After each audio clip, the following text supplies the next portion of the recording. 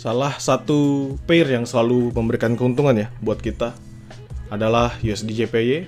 Kemarin kita full buy on breakout, lumayan kita dapat. Lalu saat ini kondisi sudah berubah ya. Kondisi berubah dan kita akan menganalisis lebih lanjut untuk USD JPY. Apa yang akan terjadi dengan USD JPY? Pertanyaan seperti itu. Bagaimana pertumbuhan yang bisa kita lihat dalam segi teknikalnya dan juga bagaimana potensial jika kita melihat dari DXY-nya. Kalau di sini sendiri dia masuk ke dalam zone yang sama ya. Ini kalau kita ubah jadi time frame H4, ini adalah zone yang sama yang selalu dia upayakan untuk breakout. Kenapa? Karena ini all time high. It's totally the same ketika kita tarik dari garis yang jauh nih. Saya pakai garis horizontal aja biar di sini pas tak. 151.9. Artinya apa ya? Artinya ini adalah zone yang paling susah di breakout. Dan jika 151.9-nya di breakout, it's all about price discovery. Jadi sama seperti XAUSD, mencari all time high baru terus menerus. Dan kondisi saat ini seperti apa? Saya sebenarnya masih tetap bullish ya dari USD JPY. Tapi kita nggak boleh menutup mata mencari potensial untuk entry.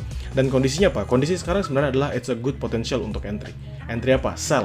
Sell berapa ya tadi? 151.7, 151.9. Semakin tinggi semakin bagus sebenarnya. Misal teman-teman entry-nya 151.8, 152.0 itu bisa. Tapi ini adalah batasannya ya. Ini adalah batasannya. Jadi setelah kita tarik ini anggap naik di atas sedikit segini. Karena ini kan pernah nyentuh sampai setinggi itu ya. Jadi 152. Jadi kalau teman-teman pilih actually bisa sampai 152.0. Jadi 30 pips zone-nya.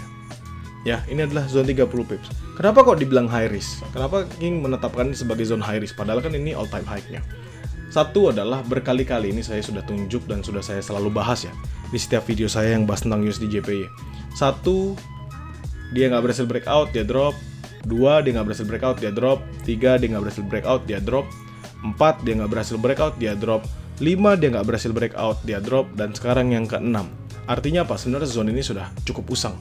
Dan ketika ini breakout, ketika zone 151.7, 152.0 ini breakout, maka dia akan menjadi base yang kuat ya.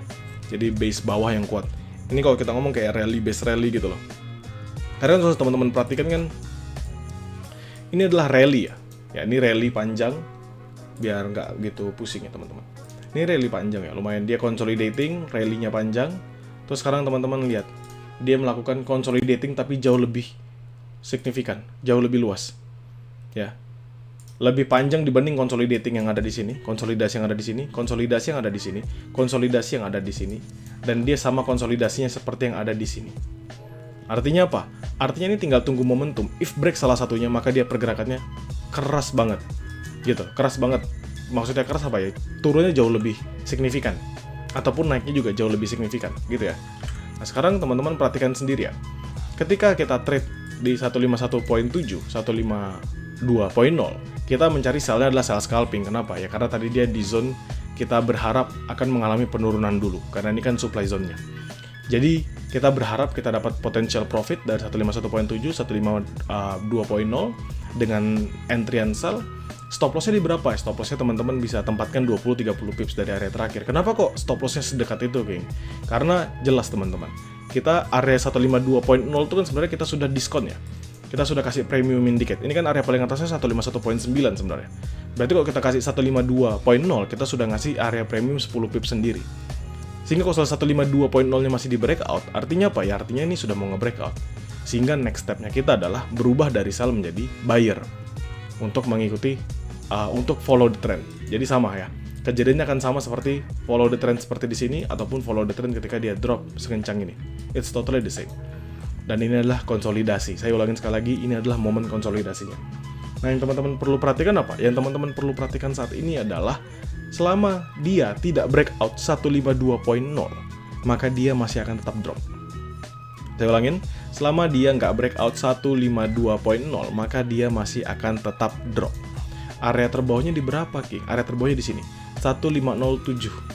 Ini nggak usah saya turunin lagi, berarti 1507 ya. Ini area terbawahnya. Kondisi sama, kalau dia drop 150.7, dia akan terus drop sampai ke 149 kembali. Ya. Jadi ini adalah momentum yang kita bisa perhatikan dari USD JPY, apalagi pergerakannya saat ini sudah mulai bergerak terbatas ya dalam konsolidasinya. Dan saat ini masuk di supply zone yang kita harapkan. begitu. Jadi sell masih terbuka lebar, cuman teman-teman jangan terlalu ngoyo, jangan terlalu berharap, oh karena ini supply zone saya bisa hold lama dong, kan dia di all time high-nya. Jangan juga. Tetap fokus, kenapa? Karena kita jaraknya terlalu dekat dengan 152 yang akan di breakout. If 152 breakout, dia misalnya naik 1521, 1522, maka 152.0 sampai ke 151.7.8 itu menjadi area buy baru kita. Gitu. Kenapa jadi area buy baru kita? Karena sekarang ini sudah kebentuk sebagai base. Dia misalnya mengalami penguatan ya. Dia kuat naik di sini. Ini hanya tinggal tunggu waktu untuk terus dia mengalami penguatan. Penguatan sampai mana? We never know. We never know. Kalau misalnya kita ngeliat dari kondisi terakhir, dia consolidating di sini ada di 146.4 ya. Atau kita anggap 146.7 lah. Berarti sekarang kalau dia ada di 151, itu teman-teman bisa hitung sendiri. Dia berarti sekitaran 500 pips ya. Peningkatannya 500 pips, yes, 500 pips. Jadi ya, kalau misalnya kita bicarakan potensial dia untuk naik sekuat itu pun juga ada.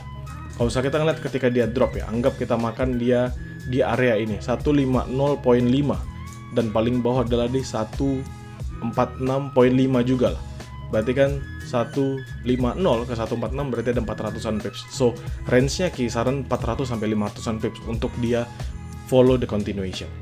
Begitu. Makanya ini adalah menjadi bukan batu sandungan ya, tapi ini adalah batu loncatan buat kita. Jangan sampai teman-teman karena kita nge-sell di supply zone di ATH-nya, nanti dia nembus, terus teman-teman nge-sell lagi karena mikir, kan dia udah di ATH, harusnya kan dia perlu drop dulu. Nggak gitu. Karena dia sudah lama bikin consolidating-nya. Ya, dia udah lama bikin konsolidasinya. Tapi ingat, sekarang masih punya potensial bagi teman-teman untuk entry, yes, sell. Ya, masih ada potensial teman-teman untuk entry sell. It doesn't matter. Jadi semoga membantu kepada teman-teman dan jangan terlalu dipatok untuk bisa mempertahankan, apalagi berusaha untuk melawan market ketika dia sudah follow the trend.